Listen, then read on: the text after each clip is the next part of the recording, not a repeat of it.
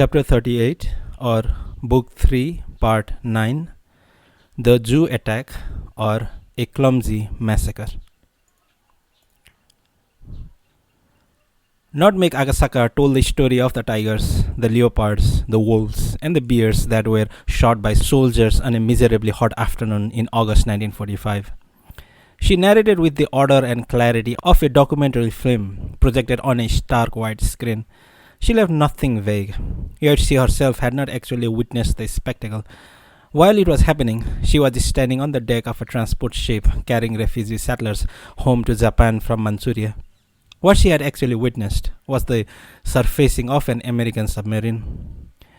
Like everyone else, she and the other children had come up from the unbearable steam bath of the ship's hold to lean against the deck rail and enjoy the gentle breezes that moved across the calm, unbroken sea, when all at once the submarine came floating to the surface as if it were part of a dream. First the antenna and the radar beacon and periscope broke the surface. Then the conning tower came up, raising a wake as it got through the water. And finally, the entire dripping mass of steel exposed its graceful nakedness to the summer sun. Although in form and shape the thing before her could have been nothing but a submarine, it looked like some kind of symbolic sign or an incomprehensible metaphor. The submarine ran parallel to the ship for a while, as if stalking its prey. Soon a hatch opened and one crew member, then another and another, climbed onto the deck, moving slowly, almost sluggishly. From the conning tower deck, the officers examined every detail of the transport ship through enormous binoculars, the lenses of which would flash every now and then in the sunlight. The transport ship was full of civilians heading back to Japan, their destination the port of Sasebo. The majority were women and children, the families of Japanese officials in the puppet Manchukuo government, and of high-ranking personnel of Japanese-owned South Manchuria Railway, fleeing to the homeland from the chaos that would follow the impending defeat of Japan in the war. Rather than face the inevitable horror, they were willing to accept the risk of attack by an American submarine on the open sea, until now, at least. The submarine officers were checking to see if the transport ship was unarmed and without a naval escort. They had nothing to fear. The Americans now had full command of the air as well. Okinawa had fallen, and few, if any, fighters remained on Japanese soil. No need to panic. Time was on their side. A petty officer barked orders, and 3 sailors spun the cranks that turned the deck gun until it was aimed at the transport ship. 2 other crewmen opened the rear deck hatch and hauled up heavy shells to feed the gun. Yet another squad of crewmen with practiced movements were loading a machine gun they had set on a raised part of the deck near the conning tower. All the crewmen preparing for the attack wore combat helmets, although a few of the men were naked from the waist up and nearly half were wearing short pants. If she stared hard at them, Nutmeg could see brilliant tattoos inscribed on their arms. If she stared hard, she could see lots of things. 1 deck gun and 1 machine gun constituted the submarine's total firepower, but this was more than enough to sink the rotting old freighter that had been refitted as a transport ship. The submarine carried only a limited number of torpedoes, and these had to be reserved for encounters with armed convoys, assuming there were armed convoys left in Japan. This was the ironclad rule. Nutmeg clung to the ship's handrail and watched as the deck gun's black barrel pivoted in her direction. Dripping wet only moments earlier, it had been baked dry in the summer sun. She had never seen such an enormous gun before. Back in Xinjiang, she had often seen some kind of regimental gun belonging to the Japanese army, but there was no comparison between it and the submarine's enormous deck gun. The submarine flashed a signal lamp at the freighter. Heave to! Attack to commence! Immediately evacuate all passengers to lifeboats! Nutmeg could not read the signal lamp, of course, but in retrospect, she understood it perfectly. Aboard the transport ship, which had undergone minimal conversion from an old freighter on army orders in the chaos of the war, there were not enough lifeboats. In fact, there were only 2 small boats for more than 500 passengers and crew. There were hardly any life vests or lifebuoys aboard. Gripping the rail, holding her breath, Nutmeg stared transfixed at the streamlined submarine. It shone as if brand new, without a speck of rust. She saw the white painted numerals on the conning tower. She saw the radar antenna rotating above it. She saw the sandy-haired officer with dark glasses. This submarine has come up from the bottom of the ocean to kill us all, she thought, but there's nothing strange about that. It could happen any time. It has nothing to do with the war. It could happen to anyone, anywhere. Everybody thinks it's happening because of the war, but that's not true. The war is just one of the things that could happen. Face to face with the submarine and its huge gun, Nutmeg felt no trace of fear. Her mother was shouting at her, but the words made no sense. Then she felt something grabbing her wrists and pull on them, but her hands stayed locked on the rail. The roar of the voices all around her began to move far away, as if someone were turning down the volume on a radio. I'm so sleepy, she thought. So sleepy. Why am I so sleepy? She closed her eyes and her consciousness rushed away, leaving the deck far behind. Nutmeg was seeing Japanese soldiers as they moved through the extensive zoo, shooting any animal that could attack human beings. The officer gave his order, and the bullets from the Model 38 rifles ripped through the smooth hide of a tiger, tearing at the animal's guts. The summer sky was blue, and from the surrounding trees, the scream of cicadas ran down like a sudden shower. The soldiers never spoke.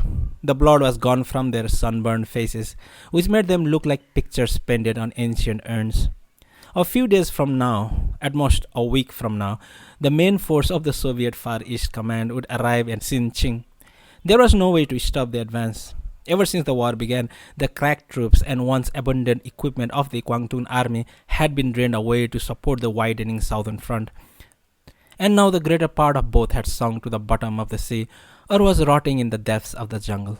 The tanks were gone, the anti-tank guns were gone, all but a handful of troop transport trucks had broken down, and there were no spare parts. A general mobilization could still bring together a large number of troops, but there were not even enough old model rifles left to arm every man, or bullets enough to load every rifle. And so the great Kwangtung army, bulwark of the north, had been reduced to a paper tiger.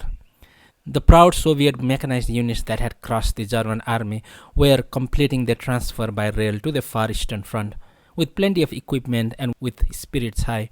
The collapse of Manchukuo was imminent.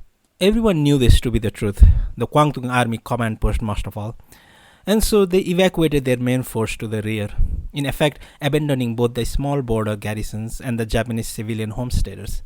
These unarmed farmers were slaughtered by the Soviet army, which was advancing too rapidly to take prisoners. Many women chose, or were forced to choose, mass suicide over rape. The border garrisons locked themselves into the concrete bunker dubbed Fortress for the Ages and put up a fierce resistance. But without the support from the rear, they were annihilated by the Soviets' overwhelming firepower. Members of the general staff and other high-ranking officers arranged to have themselves transferred to new headquarters in Donghua, near the Korean border, and the puppet emperor Henry Puyi and his family threw their possessions together and escaped from the capital by private train. Most of the Chinese soldiers in the Manchukuo army assigned to defend the capital deserted as soon as they heard the Soviets were invading, or else they staged revolts and shot their Japanese commanding officers. They had no intention of laying down their lives for Japan in a struggle against superior Soviet troops.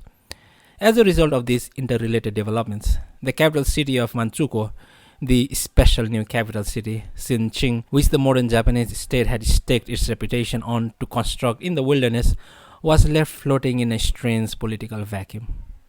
In order to avoid needless chaos and bloodshed, the high-ranking Chinese bureaucrats of Manchukuo argued that Xinjiang should be declared an open city and surrendered without armed resistance. But the Kwangtung army rejected this. The soldiers dispatched to the zoo had resigned themselves to their fate. In a mere few days, they assumed they would die fighting the Soviet army, though in fact, after disarmament, they would be sent back to work, and in the case of 3 of the men, to die in Siberian coal mines. All they could do was pray that their deaths would not be too painful. None of them wanted to be crushed under the treads of a slow-moving tank, or roasted in a trench by flamethrowers, or die by degrees with a bullet in the stomach. Better to be shot in the head or the heart, but first they had to kill these zoo animals. If possible, they were to kill the animals with poison in order to conserve what few bullets they had left. The young lieutenant in charge of the operation had been so instructed by his superior officer, and that the Jew had been given enough poison to do the job. The lieutenant led 8 fully armed men to the Jew, a 20-minute walk from the headquarters. The zoo gates had been closed since the Soviet invasion, and 2 soldiers were standing guard at the entrance, with bayonets on their rifles. The lieutenant showed them his orders and led his men inside. The zoo's director confirmed that he had indeed been ordered to liquidate the fiercer animals in case of an emergency and to use poison, but the shipment of poison, he said, had never arrived. When the lieutenant heard this, he became confused. He was an accountant assigned to the paymaster's office, and until he was dragged away from his desk at headquarters for this emergency detail, he had never once been put in charge of a detachment of men. He had to rummage through his drawer to find his pistol, on which he had done no maintenance for years now, and he was not even sure it would fire. "Bureaucratic work is always like this, Lieutenant," said the zoo director, a man several years his senior, who looked at him with a touch of pity. "The things you need are never there." To inquire further into the matter, the director called in the zoo's chief veterinarian, who told the lieutenant that the zoo had only a very small amount of poison, probably not enough to kill a horse. The veterinarian was a tall, handsome man in his late 30s, with a blue-black mark on his right cheek, the size and shape of a baby's palm. The lieutenant imagined it had been there since birth. From the zoo director's office, the lieutenant telephoned headquarters, seeking further instructions, but the Kwangtung Army headquarters had been in a state of extreme confusion ever since the Soviet army crossed the border several days earlier, and most of the high-ranking officers had disappeared. The few remaining officers had their hands full, burning stacks of important documents in the courtyard or leading troops to the edge of the town to dig anti-tank trenches.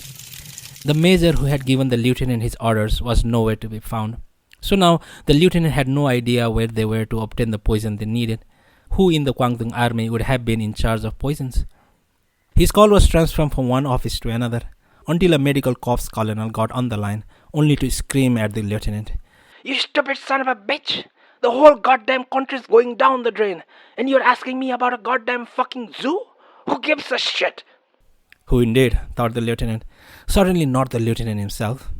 With a dejected look, he caught the connection and decided to give up on laying in a stock of poison. Now he was faced with 2 options. He could forget about killing any animals and lead his men out of there, or they could use bullets to do the job. Either way would be a violation of the orders he had been given, but in the end he decided to do the shooting. That way, he might later be chewed out for having wasted valuable ammunition, but at least the goal of liquidating the more dangerous animals would have been met. If, on the other hand, he chose not to kill the animals, he might be court-martialed for having failed to carry out orders. There was some doubt whether there would even be any court-martials at this late stage of the war, but finally, orders were orders. So long as the army continued to exist, its orders had to be carried out.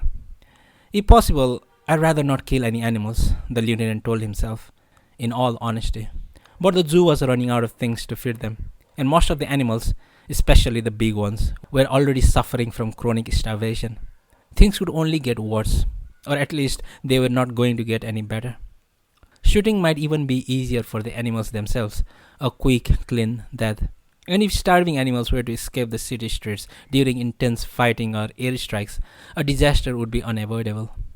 The director handed the lieutenant a list of animals for emergency liquidation that he had been instructed to compile, along with a map of the zoo. The veterinarian, with the mark on his cheek, and 2 Chinese workers were assigned to accompany the firing squad. The lieutenant glanced at the list and was relieved to find it shorter than he had imagined. Among the animals slated for liquidation, though, were 2 Indian elephants. Elephants? The lieutenant thought with a frown. How in the hell are we supposed to kill elephants? Given the layout of the zoo, the first animals to be liquidated were the tigers. The elephants would be left for last in any case. The plaque on the tiger cage explained that the pair had been captured in Manchuria in the greater Khingan Mountains. The lieutenant assigned 4 men to each tiger and told them to aim for the heart, the whereabouts of which was just another mystery to him. Oh well, at least one bullet was bound to hit home. When 8 men together pulled back on the levers of their Model 38s and loaded a cartridge into each chamber, the ominous dry clicking transformed the whole atmosphere of the place. The tigers stood up at the ground, glaring at the soldiers through the iron bars. They let out huge roars. As an extra precaution, the lieutenant drew his automatic pistol and released the safety. To calm himself, he cleared his throat. There is nothing, he tried to tell himself. Everybody does stuff like this all the time. The soldiers knelt down, took careful aim, and, at the lieutenant's command, pulled their triggers. The recoil shook their shoulders, and for a moment their minds went empty, as if flicked away. The roar of the simultaneous shots reverberated through the deserted zoo, echoing from building to building, wall to wall, slicing through wooded areas, crossing water surfaces, a stab to the hearts of all who heard it, like distant thunder. The animals held their breath. Even the cicadas stopped crying. Long after the echo of gunfire faded into the distance, there was not a sound to be heard, as if they had been whacked with a huge club by an invisible giant. The tiger shot up into the air for a moment, then landed on the floor of the cage with a great thud, writhing in agony, vomiting blood. The soldiers had failed to finish the tigers off with a single volley. Snapping out of their trance, the soldiers pulled back on their rifle levers, ejecting spent shells, and took aim again. The lieutenant sent one of his men into the cage to be certain that the both tigers were dead. They certainly looked dead, eyes closed, teeth bared, all movements gone. But it was important to make sure. The veterinarian unlocked the cage, and the young soldier, he had just turned 20, stepped inside fearfully, thrusting his bayonet ahead of him. It was an odd performance, but no one laughed. He gave a slight kick to one tiger's hindquarters with the heel of his boot. The tiger remained motionless. He kicked the same spot again, this time a little harder. The tiger was dead without a doubt. The other tiger, the female, lay equally still. The young soldier had never visited a zoo in his life, nor had he ever seen a real tiger before, which was partly why he couldn't quite believe that they had just succeeded in killing a real, live tiger. He felt only that he had been dragged into a place that had nothing to do with him, and had there been forced to perform an act that had nothing to do with him. Standing in an ocean of black blood, he stared down at the tiger's corpses, entranced. They looked much bigger dead than they had when alive. Why should that be? He asked himself, mystified. The cage's concrete floor was suffused with the piercing smell of the big cat's urine, and mixed with it was the warm odor of blood. Blood was still gushing from the holes torn in the tiger's bodies, forming a sticky black pond around his feet. All of a sudden, the rifle in his hands felt heavy and cold. He wanted to fling it away, bend down, and vomit the entire contents of his stomach onto the floor. What a relief it would have been. But vomiting was out of the question. The squad leader would beat his face out of shape. Of course, this soldier had no idea that he would die 17 months later when a Soviet guard in a mine near Irkutsk would split his skull open with a shovel. He wiped his sweat from his forehead with the back of his wrist. His helmet was weighing down upon him. One cicada, then another, began to cry again, as if finally revived. Soon their cries were joined by those of a bird, strangely distinctive cries, like the winding of a spring. Crack, crack. The younger soldier had moved from a mountain village in Hokkaido across the sea to China with his parents at the age of 12, and together they had tilled the soil on a frontier village in Beian until a year ago, when he had been drafted into the army. Thus he knew all the birds of Manchuria, but strangely he had never heard a bird with that particular cry. Perhaps it was a bird imported from a distant land, crying in its cage in another part of the zoo. Yet the sound seemed to come from the upper branches of a nearby tree. He turned and squinted in the direction of the sound, but he couldn't see nothing. A huge elm tree with dense leaves cast its cool, sharp shadow on the ground below. He looked toward the lieutenant, as if requesting instructions. The lieutenant nodded, ordered him out of the cage, and spread open the zoo map again. So much for the tigers. Next we'll do the leopards. Then maybe the wolves. We've got bears to deal with too. We'll think about the elephants when the others are finished off, he thought. And then he realized how hot it was. Take a breather, he said to his men. Have some water. They drank from their canteens. Then they shouldered their rifles, took their places in formation, and headed for the leopard cage. Up in a tree, the unknown bird with the insistent call went on winding its spring. The chests and backs of the men's short-sleeved military shirts were stained black with sweat. As this formation of fully armed soldiers strode along, the clanking of all kinds of metallic objects sent hollow echoes throughout the deserted zoo. The monkeys clinging to the bars of the cages rent the air with ominous screams, sending frantic warnings to all the other animals in the zoo, who in turn joined the chorus in their own distinctive ways. The wolves sent long howls skyward, The birds contributed a wild flapping of wings. Some large animal somewhere was slamming itself against its cage, as if to send out a threat.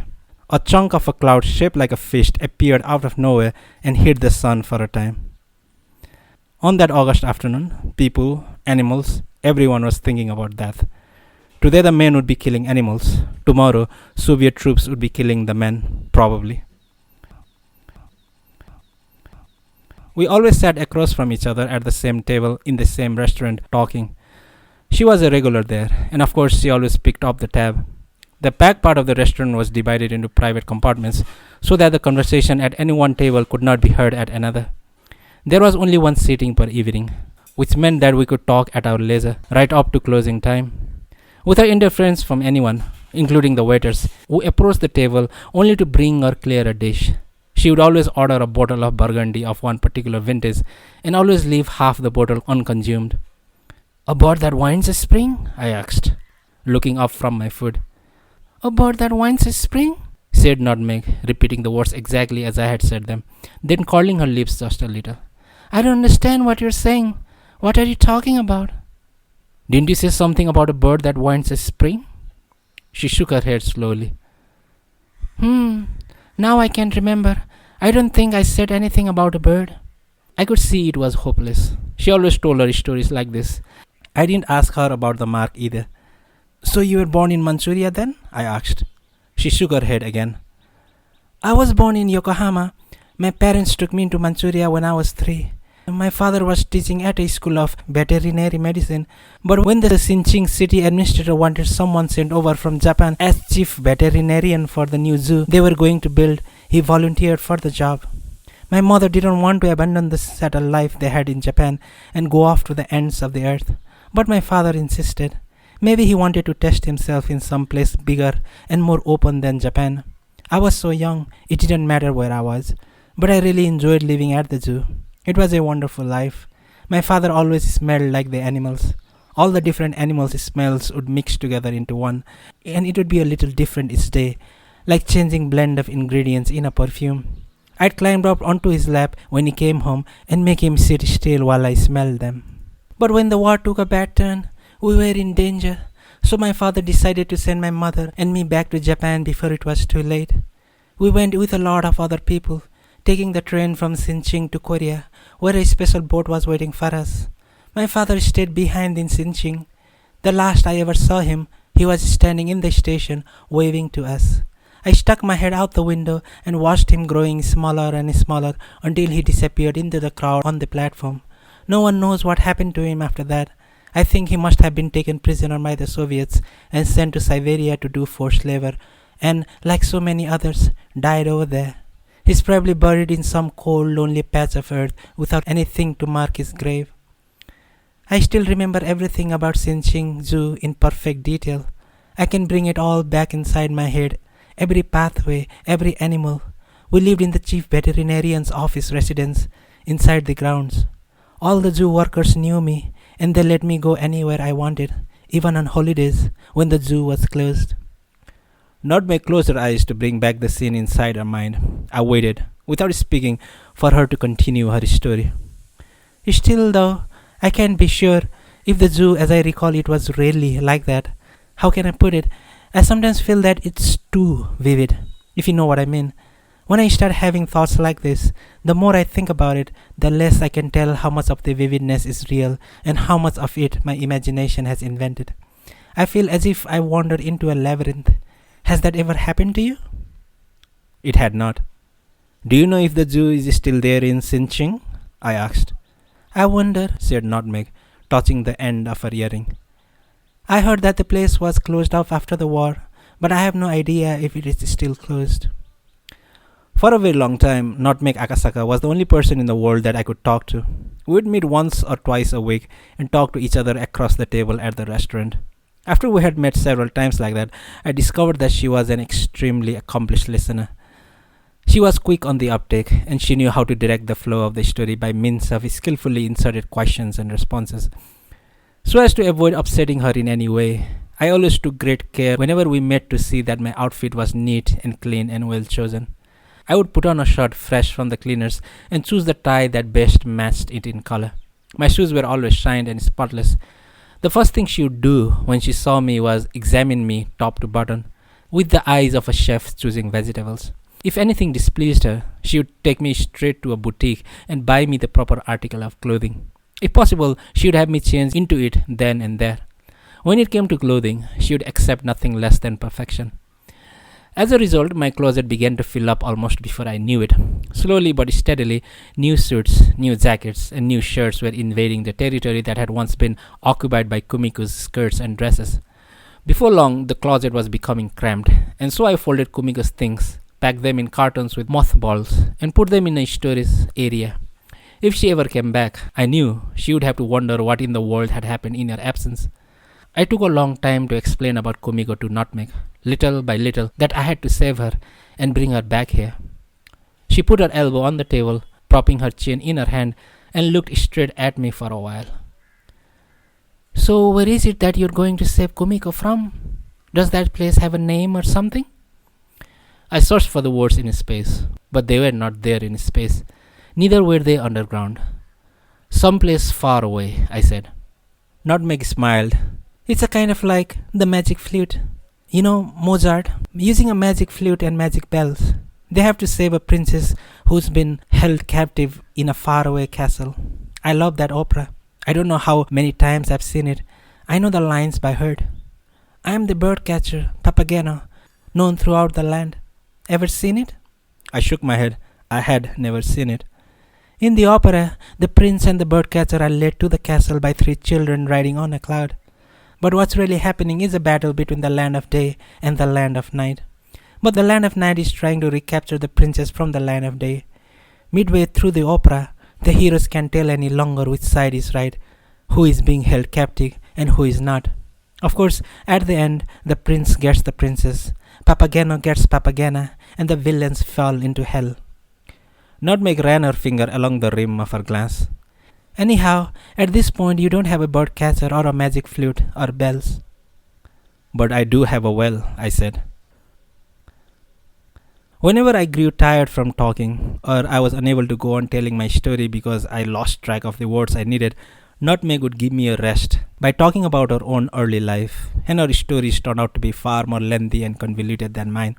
And also, unlike me, she would impose no order on her stories, but would leap from topic to topic as her feelings dictated. Without explanation, she would reverse chronological order or suddenly introduce as a major character someone she had never mentioned to me before. In order to know to which period of her life the fragment belonged that she was presently narrating, it was necessary to make the careful deductions. Though no amount of deduction could work in some cases, she would narrate events she had witnessed with her own eyes, as well as events that she had never witnessed. They killed the leopards, they killed the wolves, they killed the bears. Shooting the bears took the most time. Even after the 2 gigantic animals had taken dozens of rifle slugs, they continued to crash against the bars of their cage, roaring at the men and slavering, fangs bared. Unlike the cats, who were more willing to accept their fate, or who at least appeared to accept it, the bears seemed unable to comprehend the fact that they were being killed. Possibly for that reason, it took them far longer than was necessary to reach a final parting with that temporary condition known as life. When the soldiers finally succeeded in extinguishing all signs of life in the bears, they were so exhausted that they were ready to collapse on the spot. The lieutenant reset his pistol's safety catch and used his hat to wipe the sweat dripping down his brow. In the deep silence that followed the killing, several of the soldiers seemed to be trying to mask their sense of shame by spitting loudly on the ground. Spent shells were scattered about their feet like so many cigarette butts. Their ears still rang with the crackling of their rifles. The young soldier who would be beaten to death by a Soviet soldier 17 months later in a coal mine near Irkutsk took several deep breaths in succession, averting his gaze from the bear's corpses. He was engaged in a fierce struggle to force back the nausea that had worked its way up to his throat. In the end, they did not kill the elephants. Once they actually confronted them, it became obvious that the beasts were simply too large, that the soldiers' rifles looked like silly toys in their presence. The lieutenant thought it over for a while and decided to leave the elephants alone. Hearing this, the men breathed a sigh of relief. Strange as it may seem, or perhaps it does not seem so strange, they all had the same thought. It was so much easier to kill humans on the battlefield than animals in cages, even if on the battlefield one might end up being killed oneself. Those animals that were now nothing but corpses were dragged from their cages by the Chinese workers, loaded onto carts, and hauled into an empty warehouse. There, the animals, which came in so many shapes and sizes, were laid out on the floor. Once he had seen the operation through to its end, the lieutenant returned to the zoo director's office and had the man sign the necessary documents. The soldiers lined up and marched away in formation, with the same metallic clanking they had made when they came. The Chinese workers used hoses to wash off the black stains of blood on the floors of the cages, and with brushes they scrubbed away the occasional chunk of animal flesh that clung to the walls. When this job was finished, the workers asked the veterinarian, with the blue mark on his cheek, how he intended to dispose of the corpses. The doctor was at a loss for an answer. Ordinarily, when an animal died at the zoo, he would call a professional to do the job. But with the capital now bracing for a bloody battle, with people now struggling to be first to leave this doomed city, you couldn't just make a phone call and get someone to run over to dispose of an animal corpse for you. Summer was at its height, though, and the corpses would begin to decompose quickly. Even now, black swarms of flies were massing. The best thing would be to bury them, an enormous job, even if the zoo had access to heavy equipment. But with the limited help available to them now, it would obviously be impossible to dig holes that large enough to take all the corpses. The Chinese workers said to the veterinarian, "Doctor, if you will let us take the corpses whole, we will dispose of them for you. We have plenty of friends to help us, and we know exactly where to do the job. We will haul them outside the city and get rid of every last speck. We will not cause you any problems. But in exchange, we want the hides and meat, especially the bear meat. Everybody will want that. Parts of bear and tiger are good for medicine. They will command a high price. And though it's too late now to say this, we wish you had aimed only at their heads. Then the hides would have been worth a good deal more. The soldiers were such amateurs. If only you had let us take care of it from the beginning, we wouldn't have done such a clumsy job." The veterinarian agreed to the bargain. He had no choice. After all, it was their country. Before long, 10 Chinese appeared, pulling several empty carts behind them.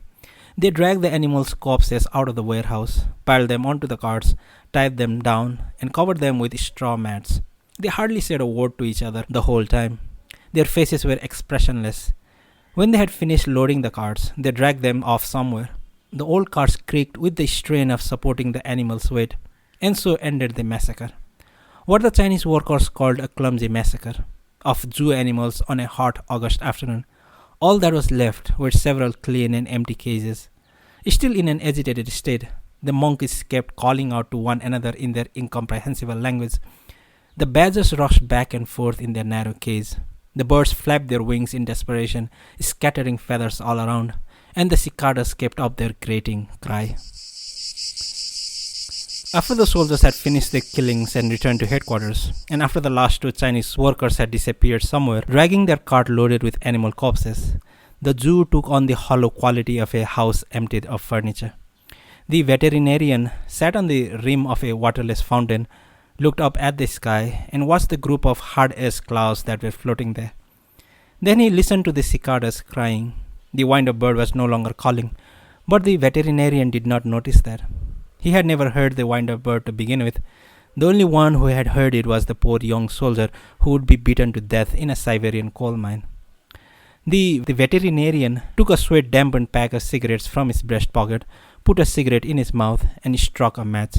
As he lit up, he realized that his hand was trembling, so much that it took him 3 matches to light the cigarette. Not that he had experienced an emotional trauma. A large number of animals had been liquidated in a moment before his eyes.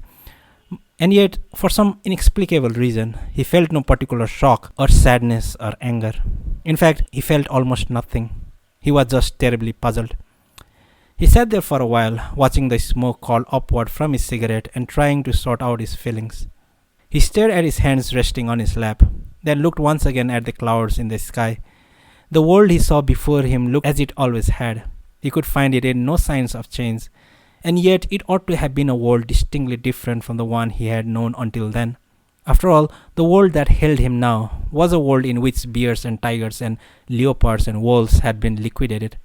Those animals had existed this morning, but now, at 4 o'clock in the afternoon, they had ceased to exist. They had been massacred by soldiers, and even their dead bodies were gone.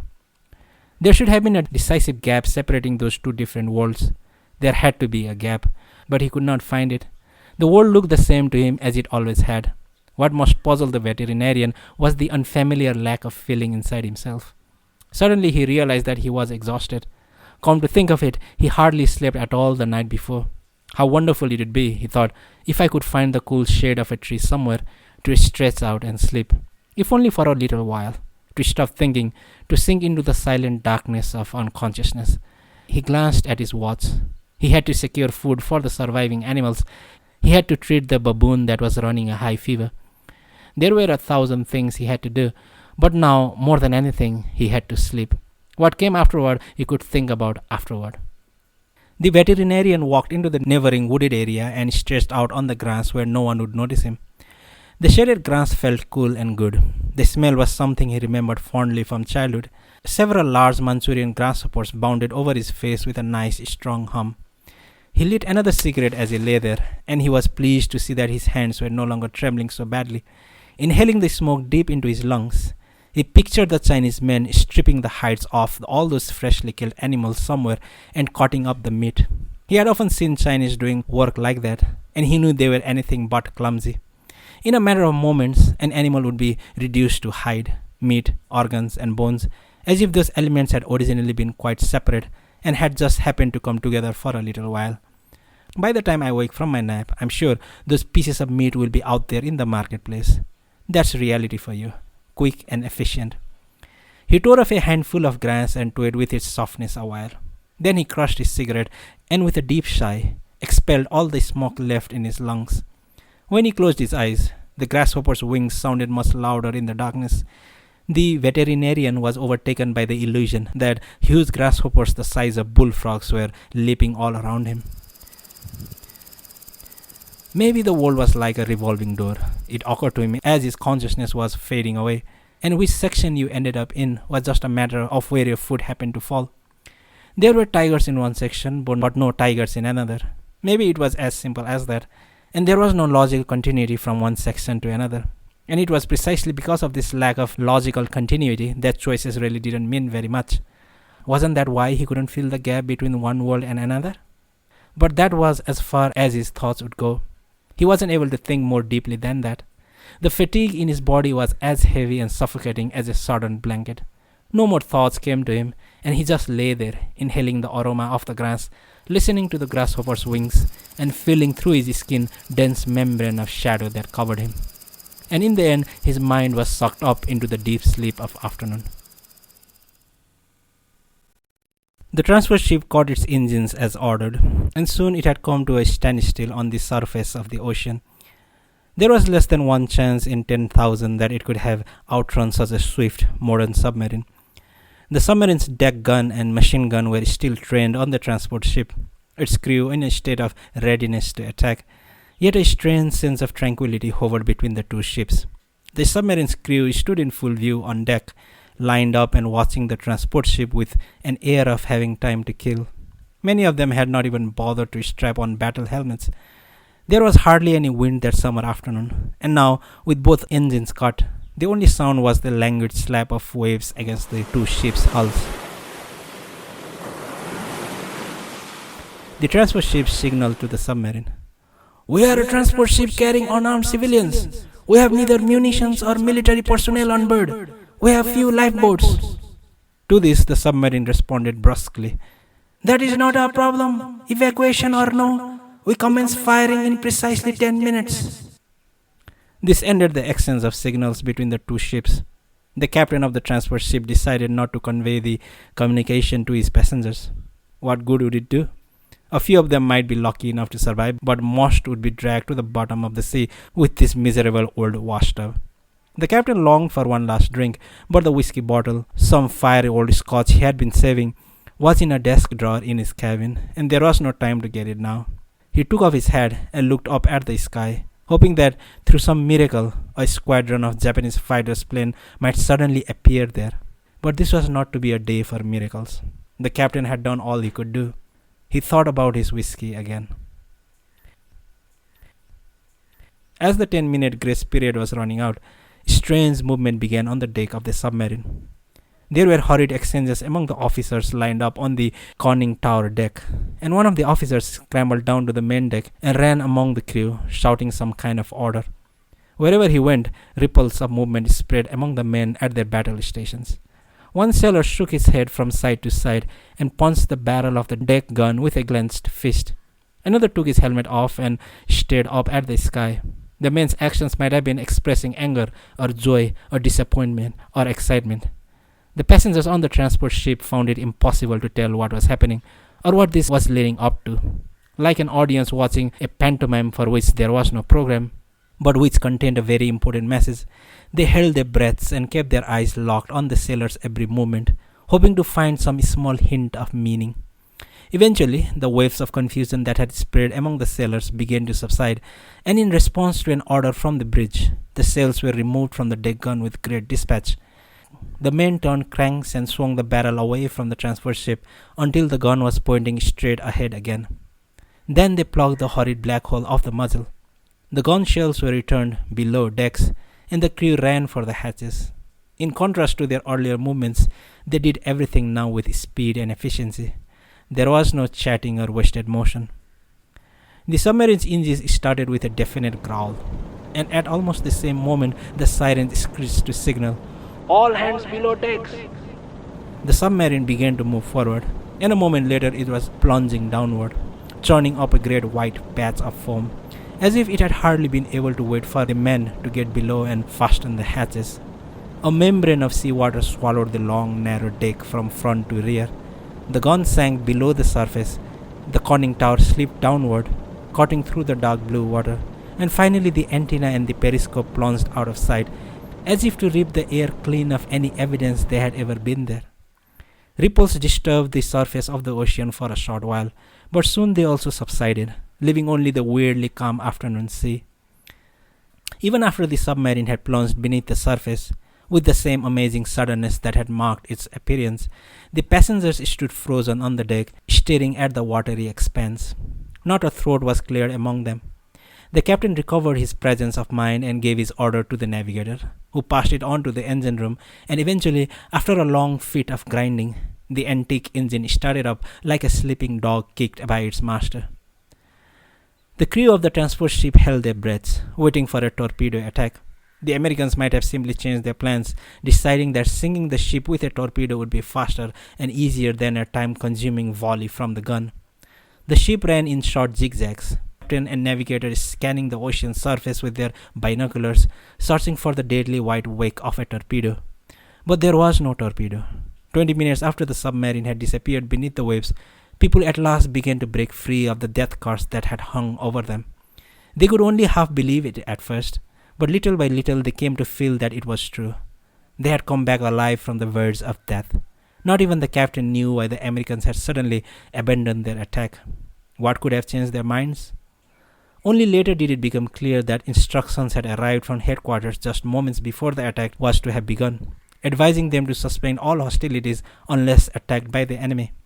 The Japanese government had telegraphed the Allied powers that they had prepared to accept the Potsdam Declaration and surrender unconditionally. Released now from the unbearable tension, several passengers plopped down on the deck where they stood and began to wail. But most of them could neither cry nor laugh. For several hours, and in the case of some, for several days, they remained in a state of total abstraction. The spike of a long, twisted nightmare thrust unmercifully into their lungs, their hearts, their spines, their brains, their wombs. Little Nutmeg Akasaka remained sound asleep in her mother's arms all the while this was happening. She slept for a solid 20 hours, as if she had been knocked unconscious. Her mother shouted and slapped her cheeks to no avail. She might as well have sunk to the bottom of the sea. The intervals between her breaths grew longer and longer, and her pulse slowed. Her breathing was all but inaudible. But when the ship arrived in Sasebo, she woke without warning, as if some great power had dragged her back into this world. And so Nutmeg did not herself witness the events surrounding the aborted attack and disappearance of the American submarine. She heard everything much later from her mother. The freighter finally limped into the port of Sasebo a little past 10 in the morning on August 16, the day after the non-attack. The port was weirdly silent, and no one came out to greet the ship. Not even at the anti-aircraft emplacement by the harbor mouth were there signs of humanity. The summer sunlight baked the ground with dumb intensity. The whole world seemed caught in a deep paralysis, and some on board felt as if they had stumbled by accident into the land of the dead. After years spent abroad, they could only stare in silence at the country of their ancestors. At noon on August 15, the radio had broadcast the emperor's announcement of the war's end. 6 days before that, the nearby city of Nagasaki had been incinerated by a single atomic bomb.